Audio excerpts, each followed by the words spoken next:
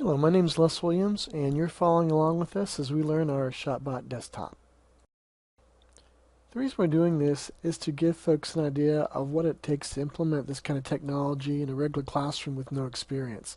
So you'll be watching us learn as we go. I hope you enjoy the show. Well, as you can see here, we have a pretty common science lab.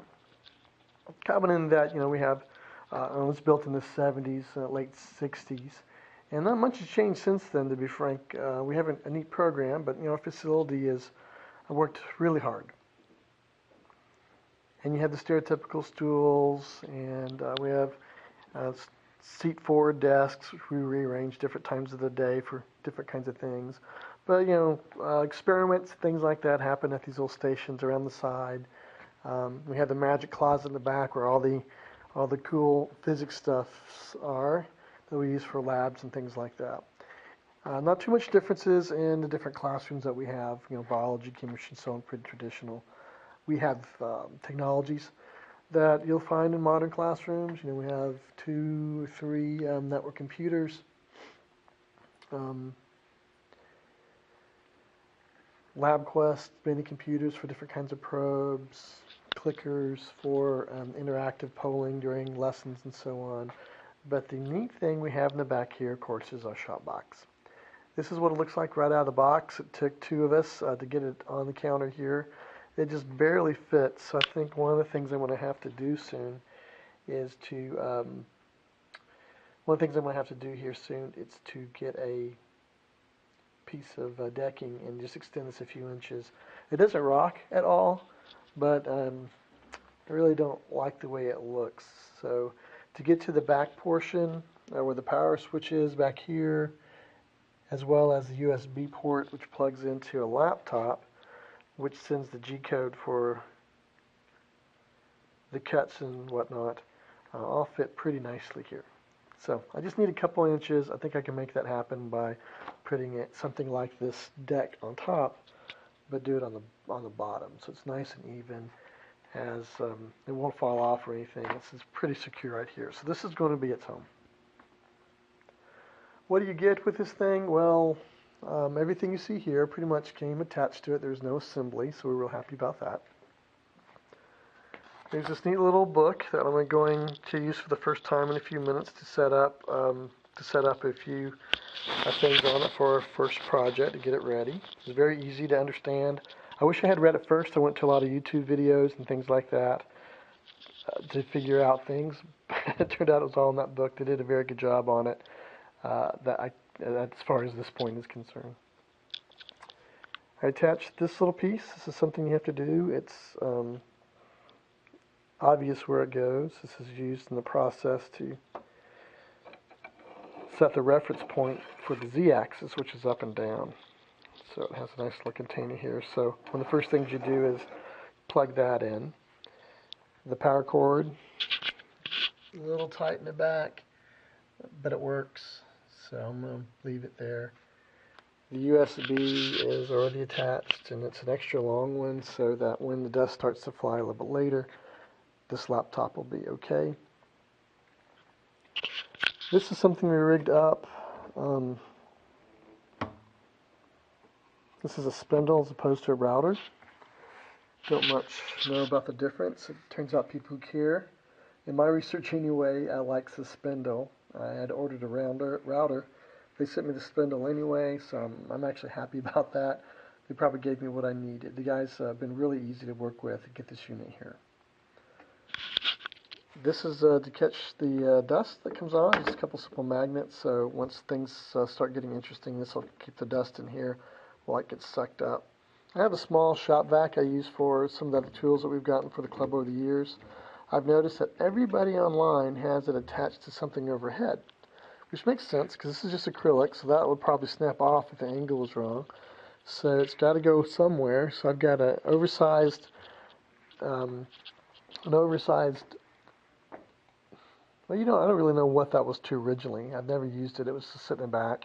I have it weighted down, and I put a double clamp on here and a piece of bungee. So piece of bungee right here, so it has some mobility. And what will happen is my little shop vac will go in here for right now, but I have ordered a very small dust collector from Grizzly, which seems to be the popular brand on YouTube and by the guys at Shopbot who use this thing. So I went ahead and bought one. It was somewhere between $100 and $200. Not bad at all for what you get for it. So I'll have a dedicated dust collector for this, and I can also use it for other projects, anything that requires dust collection, which is a good idea. So that's the basic setup, minus the dust collector, which I'll add on. I'm going to run this the first time, just to be cleaning up with my small shop vac, but the setup is pretty easy. You can see it's never been used yet, so we're about to do our first little project. Now, the first little project will be one that comes from this book here. It takes you through this little book here. It takes you through the process of setting it up, which is where we are right now. The other items, I guess I should finish talking about what we picked up here. We have the 4th axis, which we'll get to later. It's a small rotary axis. We're excited about that for some of the hubs and things we make in robotics later. That'll be something we'll figure out later, so that's going to go in the later pile. I think this would be a typical box opening for most folks. We'd already cracked it open, but basically in the box what you get is some information about the basic tools and the collets, spring collets that attach to this guy over here. You can see we have this thing, and it unscrews in pretty typical fashion, and the collet goes in there. And that's the difference between a spindle, which is a quieter version, and I think it's higher end. You know, most people have router CNC machines, and then you have these spindle machines. So there's a slight difference in this little piece right here, and then the router technology. So we'll be careful about that, because apparently that can mess things up pretty quickly, and you want to really protect this unit because that's expensive, baby, and that's the main business in the machine anyway. So we'll need these little bits and bobs that come out of the box. This we don't need right now. These are additional lockdown kits for the sacrificial board. This is, of course, a brand new board. And you see how it's attached to the aluminum frame here. So when we make our own one of these a little bit later, we'll need these to do fast downs for it. Maybe for some things that will help lock our pieces into place later. So we won't need these right away. At least that's my understanding right now. We'll see as we go. Also in the box, you can see we have the things that help you attach these to here with your bits. We have something optional, which I'll explain in a second. And we bought the Shopbot 7-piece bit kit because we didn't know exactly what we needed. I've done a little reading with some things that were on the Shopbot website, which is really good. I probably spent too much time kind of looking and doing comparison, but I really did appreciate how they leave a lot of information out there in one place. So these are the basic bits. There's some straight downs and upcuts and different, 1/4 inch and 8 inch versions of different ones. V cuts and ball nose for fine work, 16 inches and so on. And I know basically what the differences between these are, and I've heard them name. This is a great spread. I think for all the basic projects we'll start off with, this will do quite fine. We'll need some backup with some of these workhorse versions, so that I'm not exactly sure which one we'll be using the most yet for cutting the kinds of gears and things that we'll use for our club. Alrighty, so that's basically all the stuff that comes out of the box to begin with.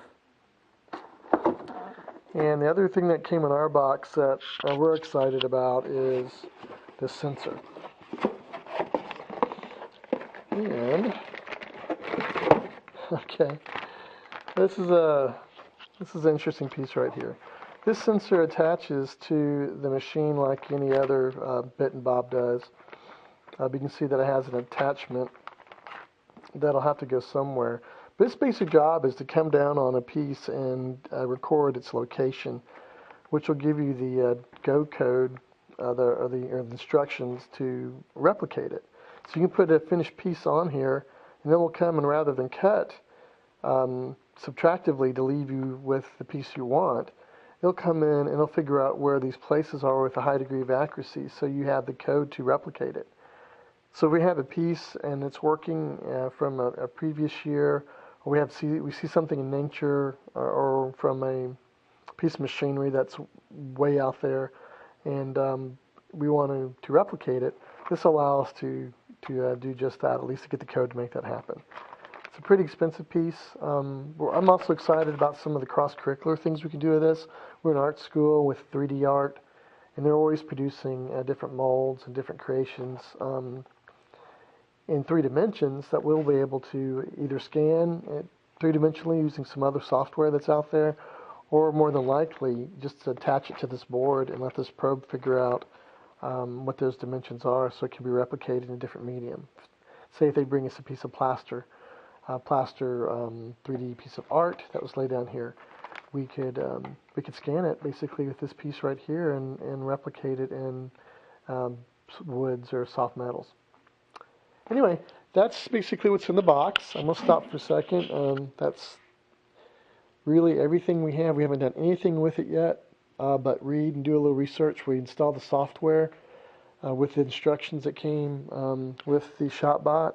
We also upgraded our Shopbot 3 software that does the 3D modeling to Aspire's 4.5, and we're really excited about what that will do as far as giving us the options to create things. So there's that. That's our unveiling and more to what we're going to do next.